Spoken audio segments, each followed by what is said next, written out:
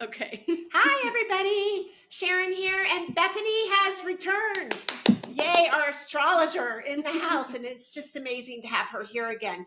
Welcome back to Tarot Sphere or Tarot Sphere 25, however you find me. We have such an exciting episode today because we are going to, it's Halloween, so not to be disrespectful in any way, but let's go to the real villains this week. So we are actually going to do the chart for Jeffrey Epstein, and then I am going to be, actually he's already in the house. I've already contacted him. He's standing by. We've already had a conversation, make sure he's here. And I have to tell you something before we get started. I have never had my lights in such control. We were talking and I was validating him, and he was literally moving the needle as I asked him to do, with the utmost care, like this, like it was so slow and you could just feel the control. So we'll see if he is still going to be able to do that. It just validates his answers to me. But anyway, threw that out there. All right, Bethany, you're going to get started on his chart, and then we will get to some really good questions. Okay, so yeah, we have a timed chart. I think this came out after his death. So Jeffrey Epstein was born January 20th, 1953 at 6:15 a.m. in Brooklyn, New York. He has, excuse me, he has Capricorn rising, so he would have presented as someone very serious, reliable, no nonsense, knows their business. He has his sun and the North Node in the second house. Second house is about earned income and financial resources. No surprise So there. he would have had a mind for money, and he would have been, with the North Node there, that would have been something he was focused on. Like this, and I think that jives with what we know, is he really wanted to accumulate wealth. Well, for somebody who didn't get a degree to become a billionaire, he found ways. Yeah. Absolutely. Isn't that true of Mark Zuckerberg though too? Didn't he drop out? Mm-hmm. Yeah. Well, a lot of, even Einstein, you know, I mean, a lot of people can, but you can go the dark side and go the, anyway. I think one of there's two really notable features about his chart. One, he has Uranus retrograde in the 7th house. 7th house is about partnerships. It can be about marriage. It is also the house of open enemies. So to have the planet of surprise and upheaval in the place of open enemies, I think is really, really interesting. And he was born with that Uranus retrograde. If you go to his progressed chart, it would have stationed, give me one moment. Yeah, it would have stationed direct when he was 61 years old. So something impactful happened when he was 61. I looked it up. He went to prison the first time when 2008? Yes, ma'am. When he was 56. So when he was 61, this is when several more victims, like we had Jane Doe number 1, 2, and 3. And I believe Jane Doe number 3 ended up being Virginia Giuffre. We didn't know that then, but we do now. I didn't know that. Yeah. Katie Johnson was 1, right? I don't know. I honestly don't know. Okay. And another thing that's really notable, he has a Saturn-Neptune conjunction in the 10th house. They're both in Libra, which is the exaltation sign of Saturn.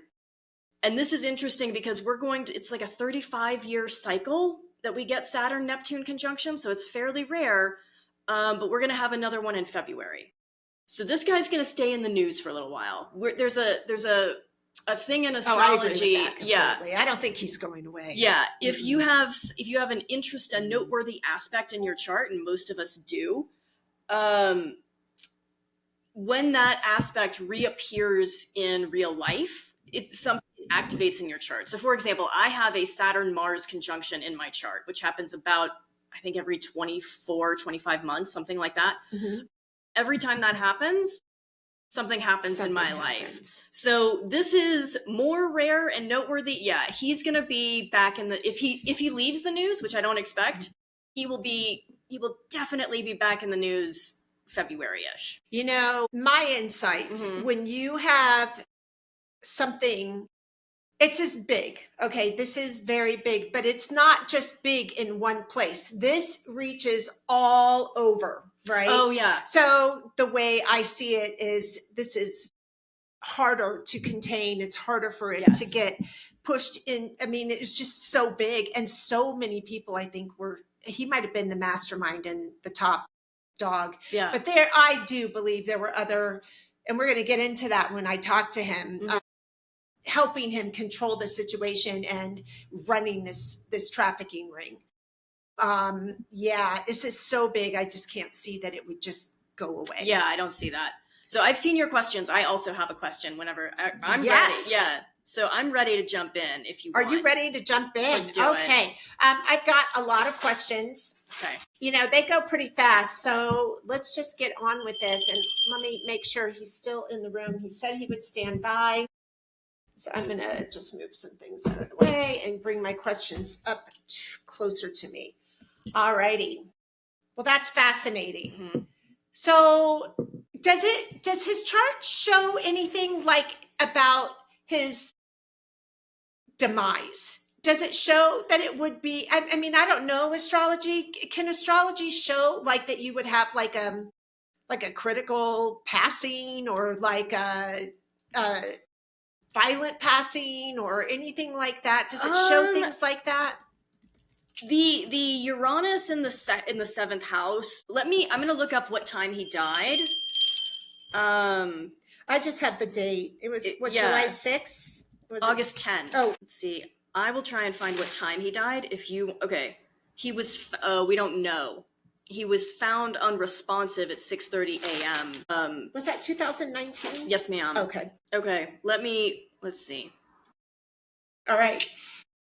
Well, that was just kind of a generalization. You know, I was very curious about that, and bring this down just the slightest amount. All right. Let's see if I can bring him back. Well, hopefully he's still here. Oh, he just said yes. All right. Jeffrey Epstein. Jeffrey Epstein, are you still here? Bringing Jeffrey Epstein. Yes. Okay. There he is. Okay. Okay. Jeffrey, so, you know, we're not really seeking truth. I mean, we're seeking truth. We don't want to be spectacular. We're not here to distort or sensationalize any of this because it's such a disgusting thing. But, you know, you are a villain, and I'll be the first to say it. I'd say it to your face if you were here right now. And so, well, I just can't say thank you for being here, but I acknowledge that your presence and energy is here and that you're taking that time to communicate with us. Let's put it that way. All right. So, Jeffrey, the first question is, are you present and willing to answer these questions truthfully? Because, you know, with your reputation. Thank you. Okay. So are you aware of the harm that you caused your victims? Are you aware? Yes. Okay. Are you still bound to kind of like the earth by guilt or unfinished business? Are you bound to the earth? And that's probably not, well, it's kind of a weird way to say it.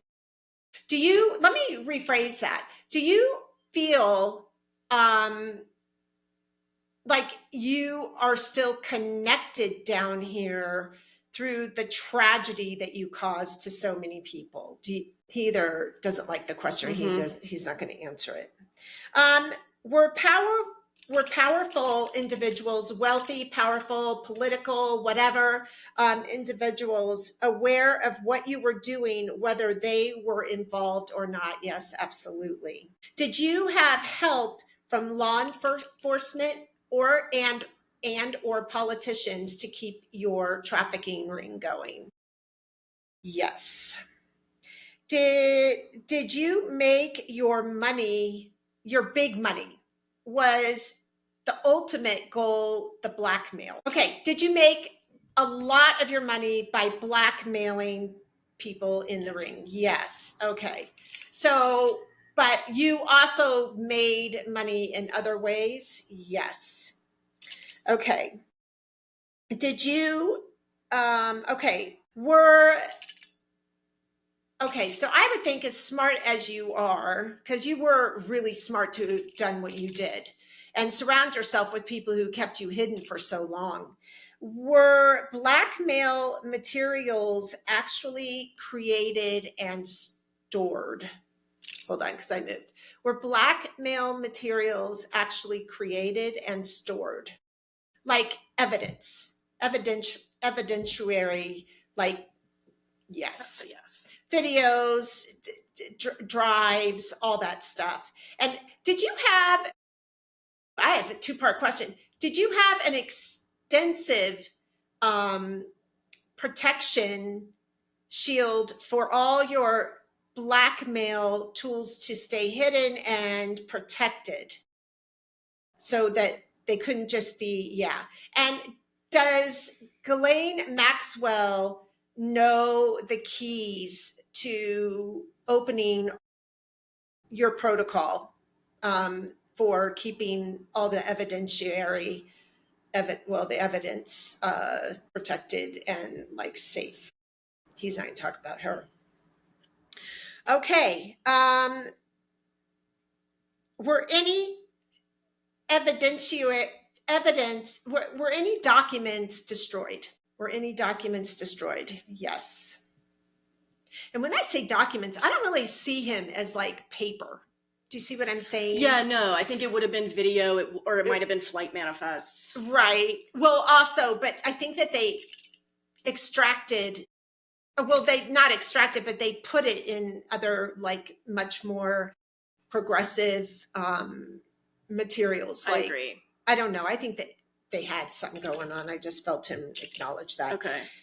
Did you have any questions to jump in yet? Yeah. Or do you want me to keep going? I want to know, was he a foreign asset? Oh yeah, we're getting into the FBI and the CIA. Okay. Mm-hmm. Okay. Yes. All right. Jeffrey, were you a foreign asset for the CIA? No, that's not my question. Okay. Just a foreign asset. Yeah. Were you a foreign asset? Yeah.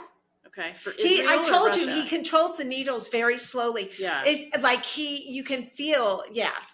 Okay. For Israel or for Russia? We'll ask separate. Yeah. Were you a foreign asset for Israel? Okay.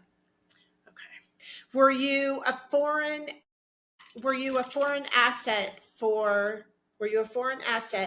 Russia?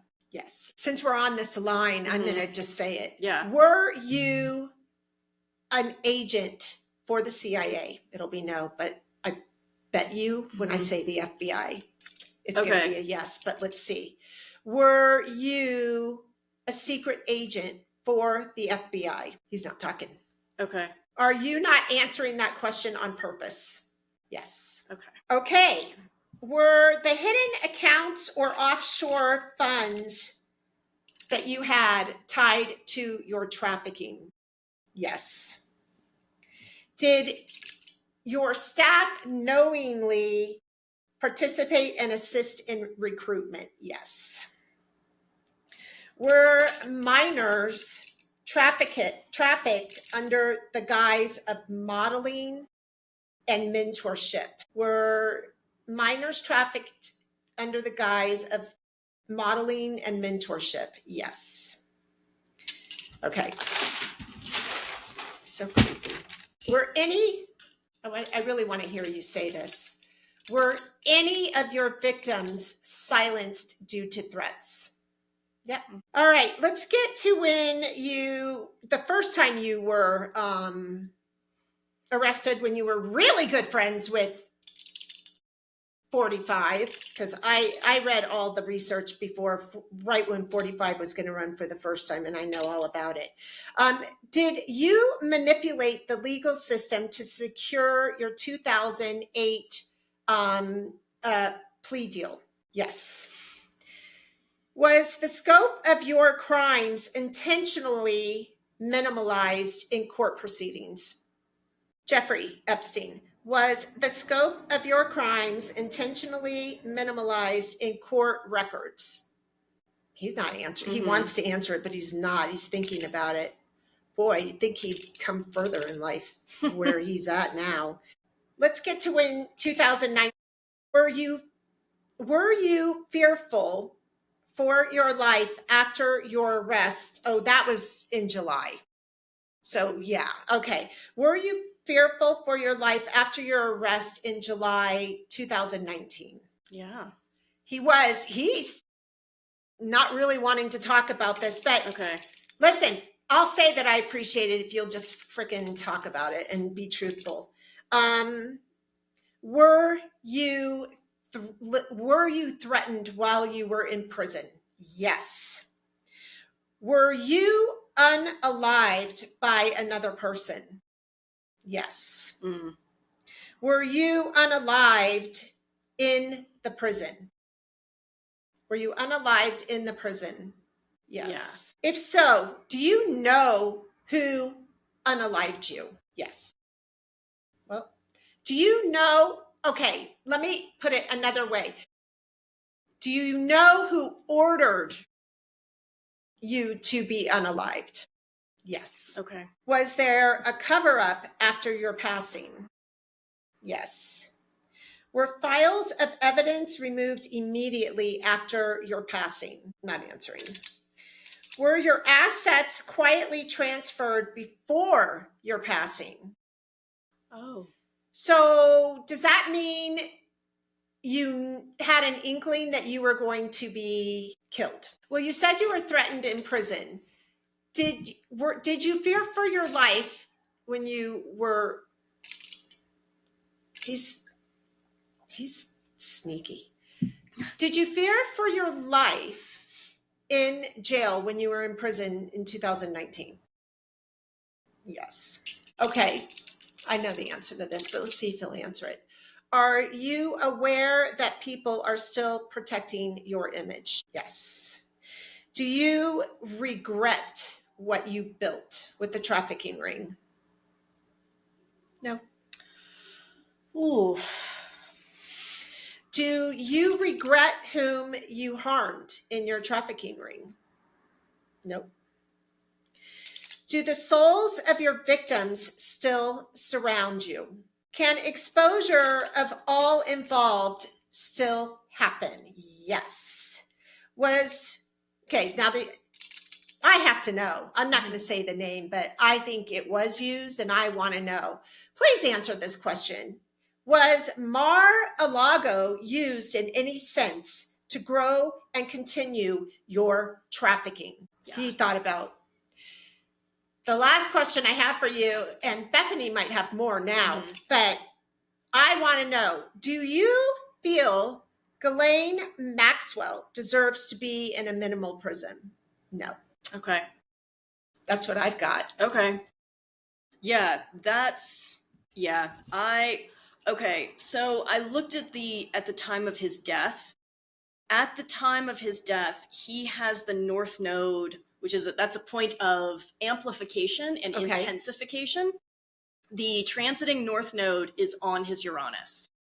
So it would have amplified that surprise energy. The surprise.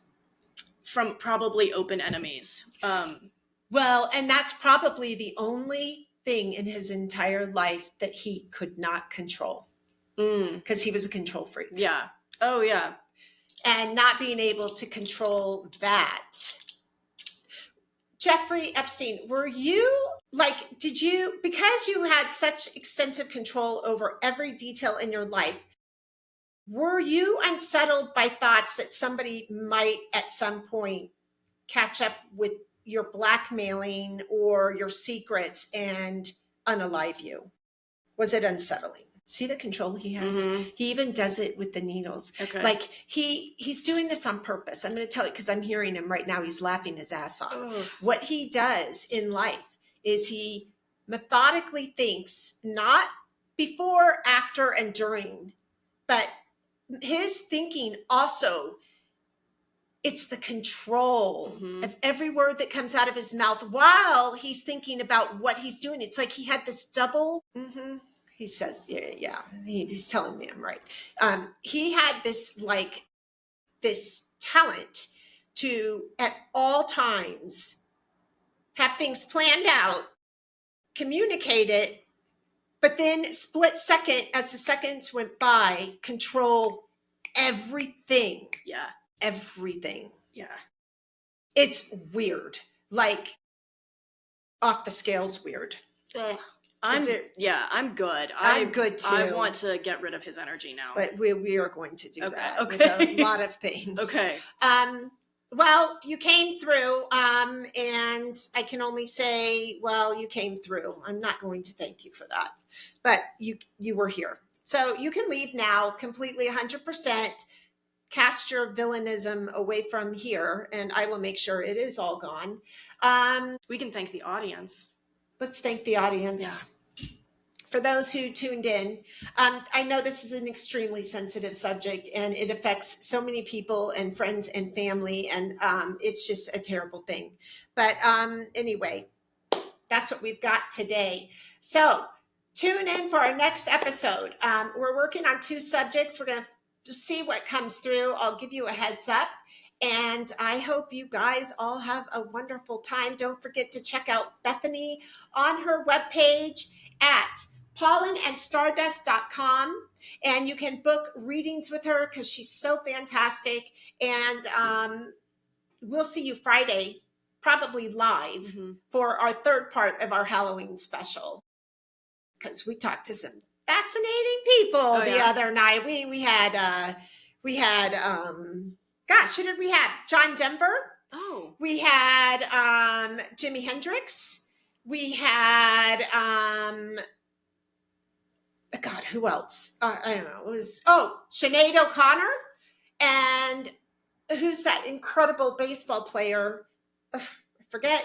And some other people. So it was really cool. But we'll have that posted too. All right. Anyway, he's got me frazzled. I gotta get out of this mojo. Y'all have a great day. We'll see you soon.